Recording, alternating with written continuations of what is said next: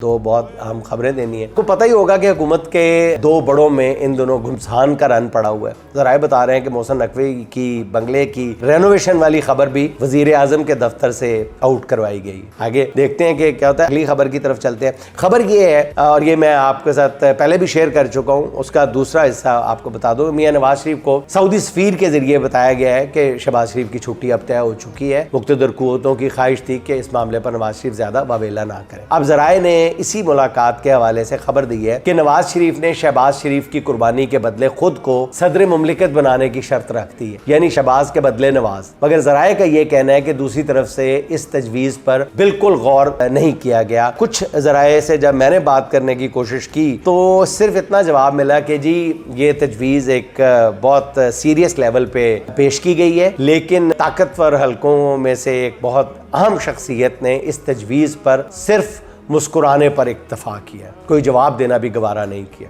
सिर्फ मुस्कुराने पर इत्तफाक किया। नाज़रीन, ज़राए का कहना यह है कि मुक़्तदर कुव्वतें जो हैं वो SIFC की नाकामी की वजह भी शहबाज शरीफ को करार दे रही हैं। ज़राए का कहना यह है कि असल ताकतवर शख्सियत के सामने मोहसिन नकवी ने शहबाज शरीफ का पत्ता काट दिया। इम्कान है कि इस्लामाबाद में ये पुरअमन इनकलाब जो है ये नवंबर से पहले आ जाएगा।